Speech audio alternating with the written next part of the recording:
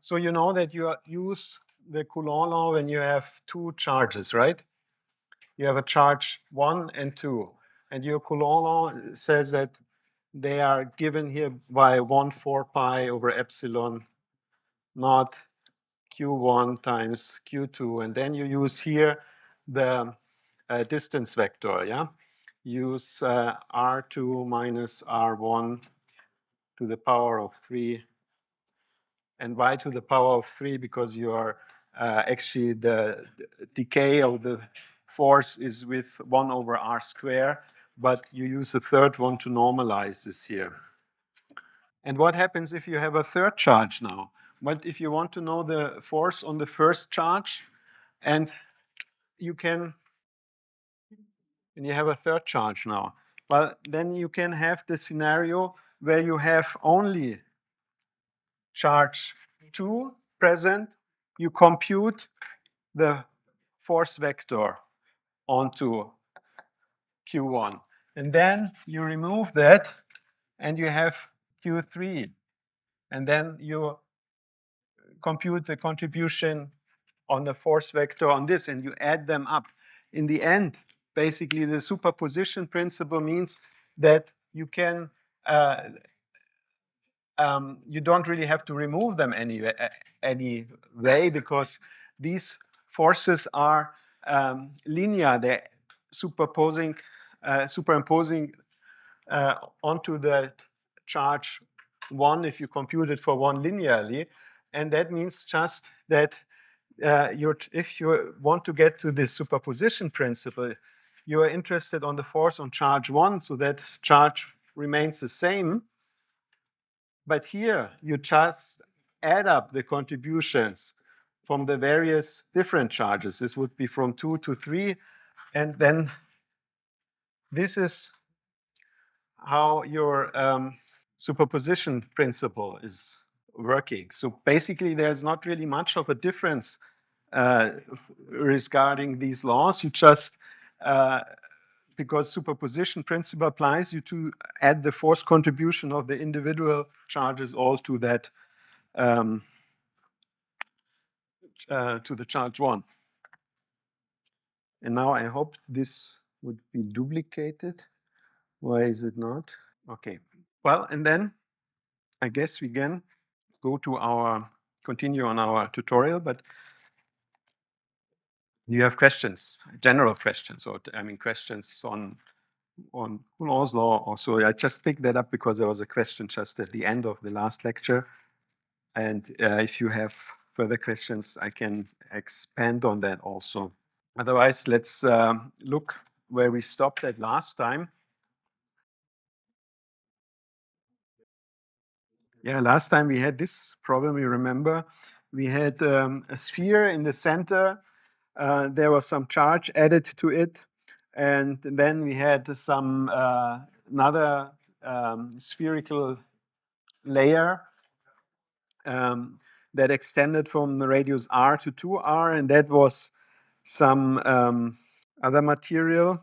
And then from the radius capital 2r, capital R times 2 to 3 to the capital R, there you had a given charge distribution. And this charge distribution, that is specified like that. This is part of the problem setup. And then we wanted to know what the how first here is how the charge distributed was the first question. We said that is actually all distributed on the surface of the sphere because the charges are freely movable and because of the symmetry and also because they are trying to minimize their state of energy that they're in. They will kind of see that they maximize their separation of each other. So they will all gather in a very thin sphere at the top of in a thin layer in the top of the sphere. That means inside the sphere you have no charge. And that was then important when we were trying to compute the electric field and the electric flux density. So we divided this into into 4 regions. And the way we went about is that we were applying Gauss's law, because Gauss's law is giving you, on the one hand side, it is relating the flux density over the closed surface. And on the other side, it relates it to the charges which are enclosed from this closed surface, which are in this volume. So we applied here Gauss's law, and that allowed us to obtain the dial, the electric field and also the displacement field. So in the region 1, we said that the charge is actually 0, that is reaching from R till R smaller to capital R, because these charges are all right at where small r is equal to the capital R. So in this sphere, you have, therefore, the Gauss law gives you no charge here contribution on the right-hand side, but you have here this relation for the flux density. So you see, however, that the flux density is 0. And yeah, that what we consider is, of course, because of the symmetry, there's only an R component here. In the second region, we said we have the charge on the volume integral on the right-hand side. This is a charge that had been put on the sphere, but then further on from R to 2R, we all moving into a vacuum which doesn't have any charge, not vacuum, into a material, but there's no charge, space charge density or the like in there. So the right-hand side is here constant Q in this area, and for the left-hand side, you also have, again, it is a 4 pi r square. So as you move to larger r, your d field is decaying with 1 over r square, and your E field is just related by taking dr over E. And then we had the third region. There we had the maybe more critical, yeah, well, it's all equally critical, but here we had to do some bit more work in terms of integrating the space charge density, because we have given this spherical symmetrical space charge density, and we had to integrate that in spherical coordinates. So this is a 3D integration. It goes, on the one hand, we have a running variable over r, then over phi and theta. We have evaluated the phi and theta. That was very conveniently just this 4 pi, because there's no dependence on the space charge density with respect to theta or phi. So that made it very easy. So remained to be integrated over r here. And you see here what was also important when we did this volume integral. This is our contribution here, or our correction factor for the differential volume element in the spherical coordinate system. This you have in the math formula table that I distributed. If you work in different coordinate systems, then you have to make considerations or adjustments for your all for your differential length element, for your differential area element, also your volume element, and you find that exactly in the table what you have to do there. So we integrated that, and then in the third region, we actually have the same situation almost like in the third region, just that now we have integrated basically on the right-hand side over the entire area where there is a space charge density. So it's in terms of what kind of boundaries we put in here, we put in yeah, the boundaries such that we have integrated everything. So this gives us a total charge, and this gives us a D field.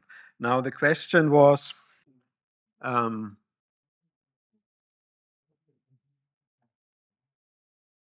to proceed from there.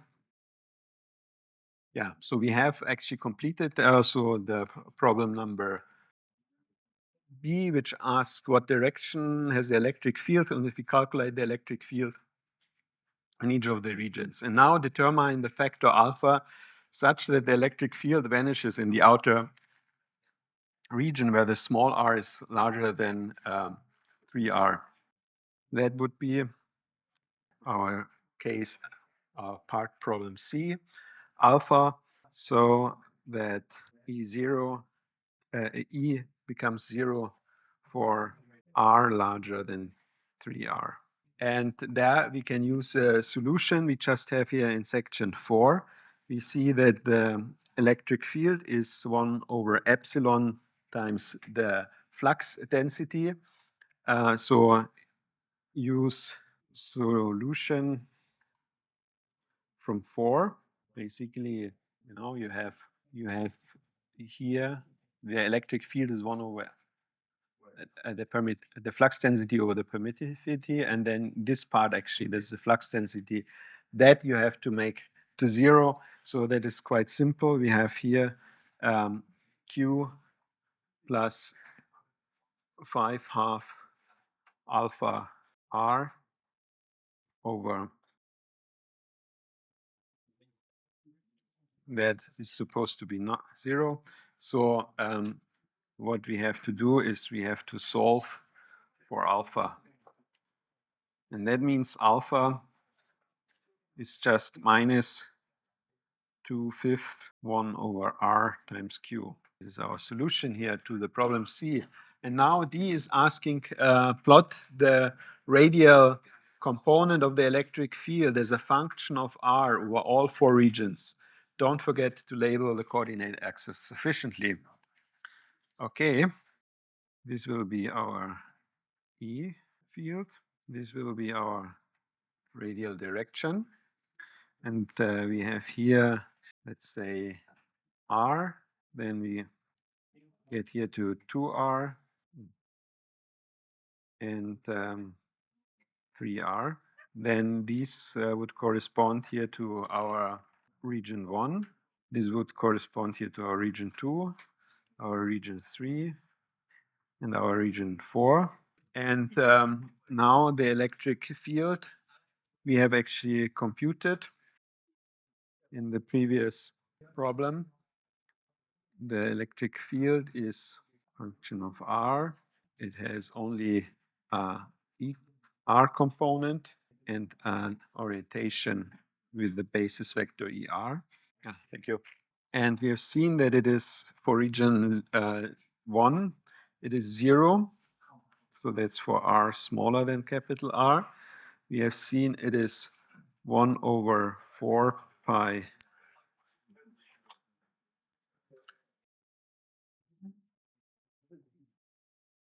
no, what's going on? We fine now. So it is 1 4 pi over epsilon over q r square in the region where r is smaller than 2r but larger than capital R. So this is also from the solution of region 2 that we had here. You see this is given here. And in the third region, we have here 1 over epsilon q over 4 pi r square minus q over 4 pi r square plus q over 20 pi r square. So how did we obtain that? This is now the assumption that we have chosen for alpha this minus 2/5 over 1r times q, and that we inserted in the solution here for the region 3. So this is valid for r larger than capital R times 2, but smaller than 3 times capital R. So let's get the specific values. So we know R. So E and R, this is 1 over 4 pi epsilon. And then, we just insert here for the small r, the capital R, and then we have the value. And that we say is our E0, that we define as our E0. Then we look what is E2 times R, and there we assume that this is also continuous. So we can insert that here in our solution for the region 1. That would be 4 pi over epsilon, and then Q over 2 times R squared. That would be of 1/4 of this E0. We can also insert that in our solution for the region 2, and there we get 1 over 4 pi epsilon. And maybe let us take another look here at the electric field in this region. So we look back at region 3. So we have our dr is q included in the volume over 4 pi r square, and that was q over 4 pi r square. That was the charge on the sphere. And then here the contribution from the space charge density. This was what we had as a solution. And remember, ER is 1 over epsilon naught dr. And that is then the q over 4 pi r square. And now we insert this alpha here. And that alpha is minus 2/5 times 1 over r times q. So this is minus turns here to a plus 2/5 over r times q r squared. I insert now the alpha in the solution for the electric field that we have obtained in the previous part of the problem. Then here remains 2r pi r square. And also here plus alpha, so there's this minus 2/5 over r times q here, the whole thing over 8 pi r. And this is q over 4 pi r squared plus here you see we can take out this 2 here. We can take out the r squared here with those. And then this gives us q over 5 p small r squared. And here we have 2/5 that will be basically 2/40, or also if you like, you can also make that right away 1/20 q over pi r squared, and that is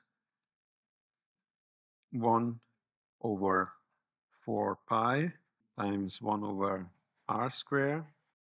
There we have, we end up with 9/5 here minus 1/5 r squared over capital R squared. So this is our result for the D field, which we have taken from the previous solution. We just have inserted our alpha that we had chosen in such a fashion that the electric field outside this material sphere is actually vanishing.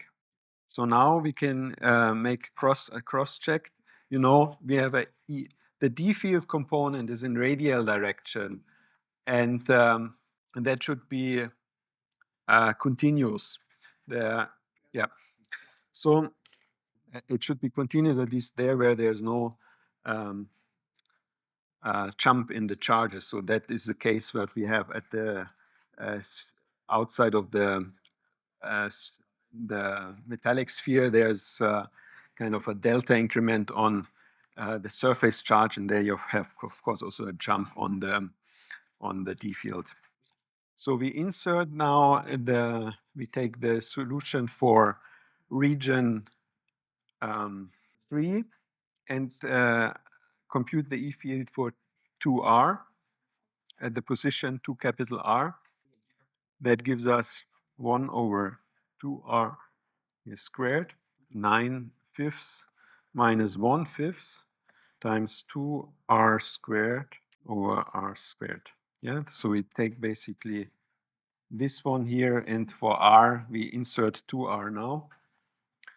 And this gives us 1 over 4 by epsilon 1 over 4r squared, 9/5 minus 4/5 is 1/4 E naught. This is also good. And then for 3r, we obtain, hopefully, that what we will anticipate, because we have designed our alpha such that it E field should become 0 in at the at 3r and beyond. So it is 1 over 3r to the power of 2 here, 9/5 minus 9/5 r square over r square. And this is nice, this is 0. So the whole thing is 0 here. And so we can plot our electric field here. We have here, we have E naught here. We have here 1/4 of E naught. And our electric field in the first region is 0. Then we have that surface charge. So it jumps here to E naught, and it decays with a proportionality of 1 over r square, because this is also a bit expected, because in the way this is like having, well, it is not really a point charge, but it's if you take a look from a distance, it is also radial, spherical symmetric. It is located in the origin. You would expect also for such thing to have an overall behavior in since there is no more space charge density added in this region, that the field from there on is decaying with a proportionality of 1 over r square. And then from here, where we are at 2r, we have chosen a space charge such that it decays. So there's a little jump in here, not a jump, but the derivative is here not continuous. And then outside it becomes 0 here. So now we would like to know what is the energy. Now, if we move a test charge from infinity onto the surface of the conducting sphere, calculate the mechanical work. That means we have to bring here now from far apart a test charge, and the test charge, the work that it takes us, we know depends on the electric field. And you see outside here, there's no electric field. This should not take us any effort, not any work to move the charge outside here, but we have to bring it through this region here. And so that is a task number E. The mechanical work that we have to perform to bring that from infinity to 1 is also like the electrical work, but it is basically the negative. So we have to put in mechanical work, and we'll obtain or add electrical work to our system.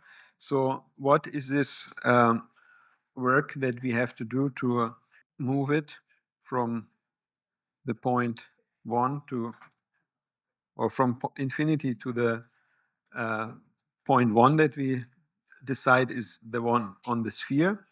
So that would be the charge Q times the voltage that exists between 1 and infinity. That voltage, so that is obtained by integrating over the electric field over the respective distance. And that means for us, this distance is to integrate from R to infinity, and the electric field is only, it is R dependent, but it's only directed in R direction, and also the line element is only in R direction, so that makes it very easy. Again, this here is actually then equal to 1. So we just have to integrate from R to infinity over the electric field. And this is all in scalar then here because of the symmetry here. Now let's insert that. We have here the region from R to 2R. There our electric field is 1 over 4 pi epsilon times 1 over R square dr. Then we have the second, I mean, actually, this is already the second region from R to 2R. Now we have the third region.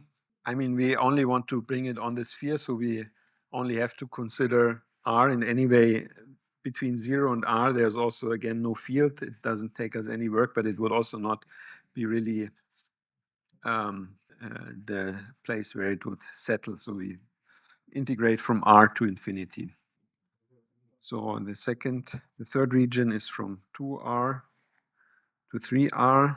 There we have Q over 4 pi epsilon. And we have here 9/5 over 1 R square minus 1/5 over 1 capital R square, the whole integrated over dr, plus from in the region 4 now, that would be from 3R to infinity, but luckily the field is here 0, makes it very easy.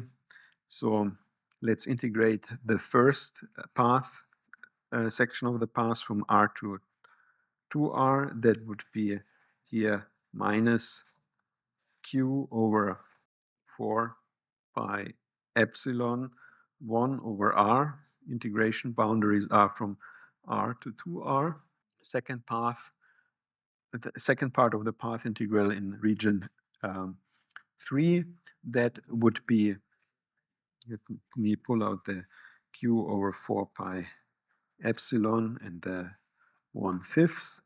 Then we have here minus 1 over R times 9 minus R over R square, and the integration boundaries are 2 capital R to 3 capital R.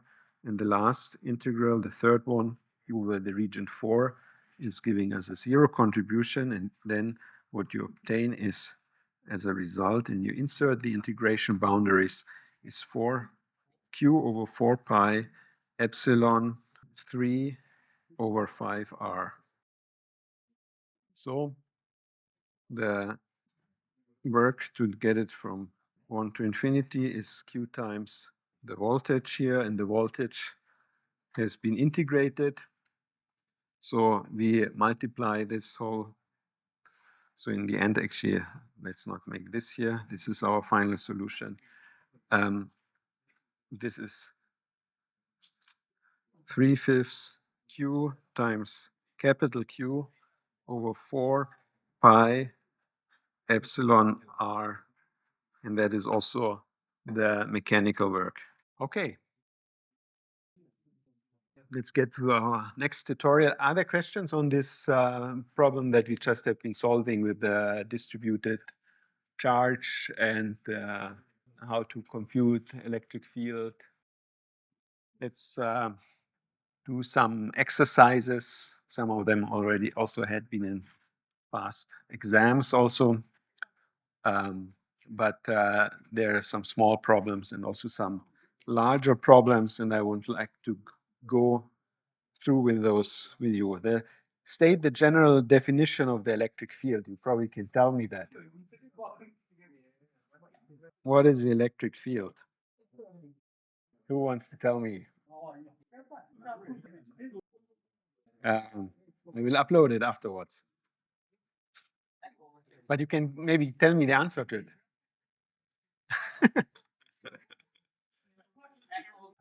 F over Q, thank you, yes. So F over Q is a correct answer.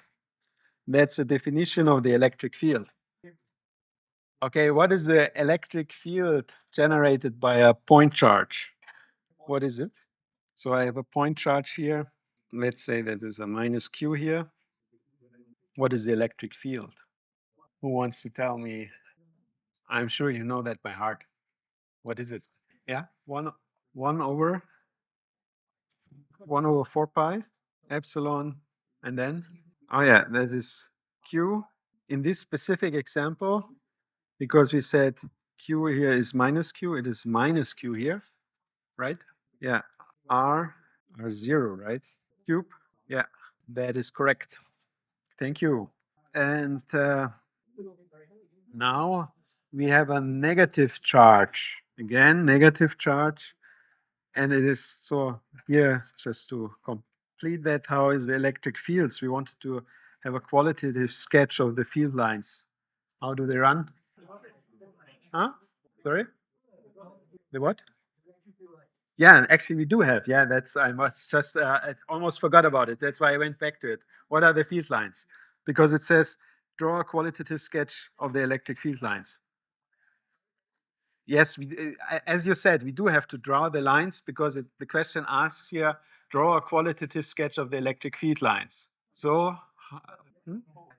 Yeah, so how do the electric field lines run?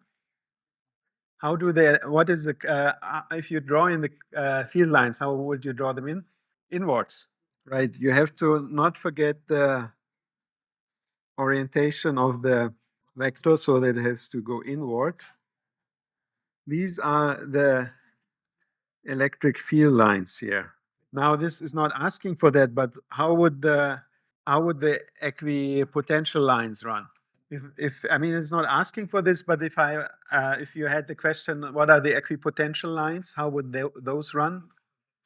They would be circular, right? They would be concentric circles around that point charge. And so at what angle do they intersect the electric field lines? If you say these equipotential lines would be circles, so at what angle would they intersect? 90-degree angles. Yeah, they are perpendicular to the field lines. So now we have a negative charge here. This is the next problem, or subproblem B, is placed in front of a perfectly conducting wall. So how do you plot the field lines here? Suggestions? Or you want anyone? You can also sketch it on the board if you like. The question is, how do the field lines look here? You have a perfectly conducting material here on the left-hand side, and you have this negative point charge, minus q. It's curving straight and down. So, so I'm not sure whether you say they go. How you say they go? Yeah, yeah, please. Yeah, this looks good. Yeah. And further? Yeah. And on the other side of the charge? Yeah, so you would have, of course, you have here always an right angle here. Yeah, right angle. And then it would go here radially into that. So it would not maybe not make such a large, but it is, yeah, this is correct. So you would have them going here. This would be a straight line here. You have it here at the right angle. And then they all come out at the right angle and they would go here. They would bend here into it. And yeah, and here that would go somewhere. So they come here from, yep. Okay, yeah, thank you. This was correct solution. You have, and just erase it so that on the subsequent slide, we don't keep having the field lines in there. But this was correct. So everywhere here, you have a right angle. And of course, these field lines here, they are not ending there. They will go far, far out. And then eventually, if this plane is also infinitely extended, they will also at some point move at the right angle. And yeah, so now we have here this negative charge. What happens at the surface of the perfectly conducting wall? What happens at the surface? It becomes positive. There's a positive, it is positively charged the surface. What happens inside the conducting wall? Inside the conducting wall, so the surface, yeah, the surface will become positive only, and inside there will be no field, but you have these positive charges, which are basically induced on the conductors. And you see this has a ground connection, so you can draw um, these charges from the ground, because we say always you cannot have charges cannot be generated out of nothing, right? You can only generate them pairwise. So whenever you have a negative charge, you have also a positive charge. So here you bring in a negative charge, and as a consequence, you pull some positive charges in here. So now what happens in the rest? These positive charges, you would think they are missing somewhere. And that would also happen if you have here just a small conducting slab. Then you would get here the positive charge, and these charges, because they have been pulled there, you would have a negative charge on the other side. But here you have this connected to ground, so this can always compensate the ground for whatever charges are missing here. So you have only here positive charge, and anyway, this here is infinitely extended. That is basically like having a ground. If you had here just a conducting plate, thin plate, you would have here positive charges on that side, and you would get the other side negatively charged. But this is grounded here, so you just have a positive surface charge here. So you have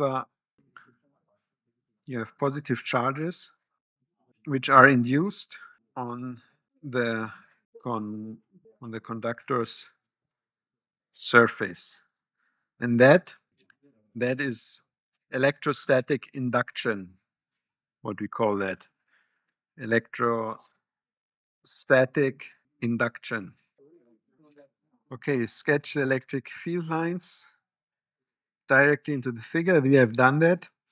Now the question, so yeah, the question is the electric field the same as the electric field in the sub-problem B? Is it, yeah, in the sub-problem A, the same as in this sub-problem B?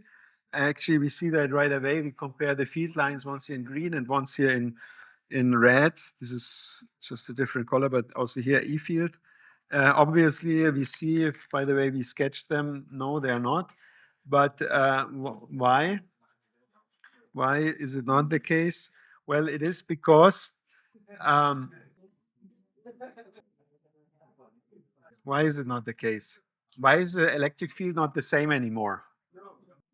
Can you give reason why the electric field is not the same? Well, it is, of course, the electric field you obtain by Coulomb's law.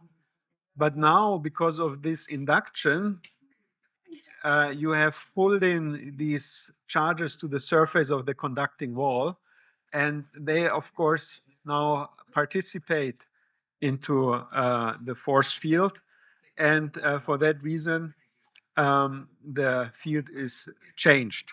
So, no, because the negative charge will induce positive charges on the wall surface.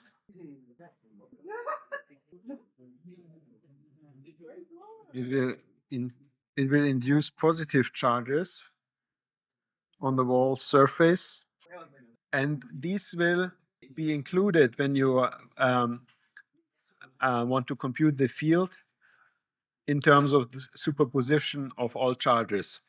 So the entire field, the field is now described by a superposition of charges, and these induced charges contribute. So the field is described by superposition of the contributions due to all charges. So now we have a next problem. We have the next problem, and that says that we have a constant electric field, and it is directed in x direction only, as shown in the figure below. How are the equipotential lines of the electric field oriented with respect to the electric field lines? So how are the electric potential lines of the electric field are oriented? Actually, I think we mentioned that earlier, the other problem as an add-on. Anyone? Equipotential lines, orientation of the equipotential lines towards the electric field. Well, they are perpendicular. And for what reason? Because justification is given. The electric field is obtained from the gradient of the scalar potential. So here, with respect to problem B, this is our phi, and these are the lines here. And these are all perpendicular to all of the lines here. So this is sketch the equipotential lines. This is what we just done. Draw them directly in the figure. So now we have a negative charge Q, which is minus E. So it's basically the charge of an electron, which is moved in the given electric field along the path W1 and W2 from point A to point B. Calculate the electric work performed along this path. So you see we're moving from point A to B, A to B, and that is denoted here with the x component of the point A is denoted here with a small a, and the one of the B with a small b, and we move it along the path first W along this path here 1 and 2, which is denoted actually with this W1 and W2. Now we want to actually get the, might be better here also to say this is C1, this is C2, that is here C3. So calculate the electric work performed along this path. So that would be the electric work performed on path 1. That is 0 because, why is it 0? Sorry, there's a, yeah. Why is this 0? Why is this here 0? Why is this 0 if we move on this path, the charge? Yeah, it is perpendicular, so it is moving along an equipotential line. So there's no force. It is perpendicular to the electric force, which electric field lines, which also indicate the force on the test charge. So because it's an equipotential line that we're actually moving, or you can say because it's a line, or you can say because it's perpendicular to the electric field. So then the second pass is here that is not perpendicular anymore. So if we want to get the work, we have to integrate over the path C2 over the electric field, and that Q is this minus E naught. We integrate then from A to B, and we integrate over E0, and that is basically the E field is all directed in X direction, as the problem states here. And the path of integration is also in X direction. And that means we obtain here minus E naught for the charge, capital E naught for the electric field magnitude, and the integration along X is just B minus A according to how it is plotted here in the graph. So you see our dr is in EX times dx. And if you do this parametrization that we were discussing, then you can make that a function of lambda, but you see it is not really necessary in a problem like that. Then this would be your parametrization, and your differential or tangential component, that would be then here your dr with respect to the lambda, that would give you an ex here. So now the charge is moved along the curve 3. So what is denoted as with W3 from point A to B. What is the work performed along this curve? Justify your result without calculation. You don't have to calculate, but what is it? What is the work this time? Sorry, same? And if I, instead of integrating over C1 and C2 over these curves, I want to see what the work is if I integrate along this path. Sorry? Here I want to integrate from A to B. In this, here I split the integration path. I went from W1 to W2, and now I take a different integration path. I take this W3. What is the result? Now, if I go this path, so which path did you describe now? So this is the first approach. We integrated along this path, yeah. And now the question is, if I integrate along this path here, what is the result of the work? But yeah, it is actually quite simple. You don't have to write the whole thing.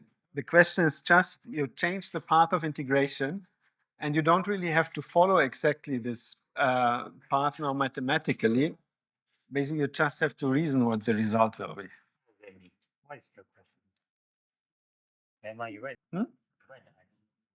Okay.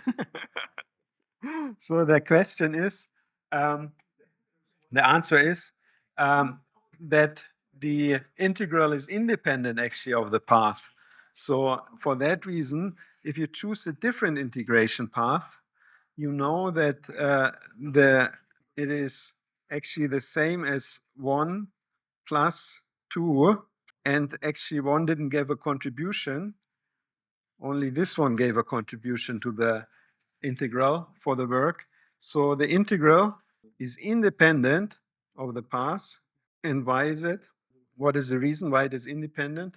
And why can I say only the start and end point matter? What is the property of the electric field that what is the property of the field that this statement holds true? This is not true for every field. This is a special property of the electric field, of the electrostatic field. And what is this property called? Why is it path independent? This is not the case for every field. This is the case for every electrostatic field, but it's not a general property of any field, but for an electrostatic. And how do we call this property? It is because the E field is conservative. So because of the E field being conservative, because of that reason, the path does not matter.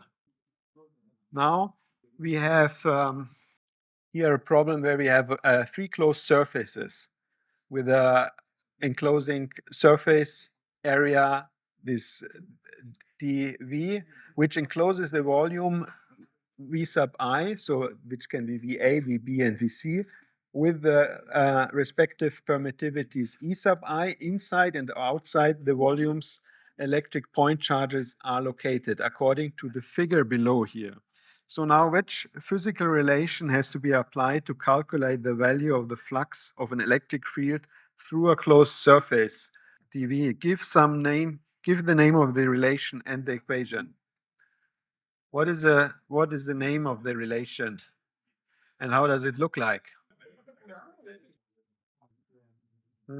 What do we call this relation, and what is the relation? Which is the physical relation that has to apply to calculate the value of the flux of an electric field through the closed surface? I mean, sorry, surface? No, it's not the surface charge density. Yeah, on the one hand, you have the space charge density, but how do you relate it to the electric field, to the flux of the electric field? What do you have to, of what law are you thinking if you see here charges embedded in an enclosed surface? That you can tell me, isn't it? What is this relation? you want to relate the charge in a control volume and the flux through that surface of the charge. What law applies here, and how does it look like? Yes, yes, thank you. Gauss law. And how does it look? That you should also know. Gauss law is very important. You should know. This is you take the volume in the surface integral over the enclosing surface, and you take it over the flux density, and that is equivalent. Now it comes here the surface, the volume charge density that we integrate over the volume, and that gives us the total charge. So, and of course, the flux density is given by. So, give the respective values of the flux integral of the electric field through the closed surfaces for the for the respective cases A, B, and C. Note the value of the flux integral and not the electric field is asked for. The value of the flux integral. So what we want to know is the flux integral. You can also write it here as over the electric field. Then you just pull over the permittivity to the other side. What is the answer? What is in problem A? What is your result of the evaluation of the flux integral? You take the flux integral over the electric field. What is the result for problem A? Tell me, please. What is the result? I integrate here over the enclosing surface. What do I get here on the right-hand side? What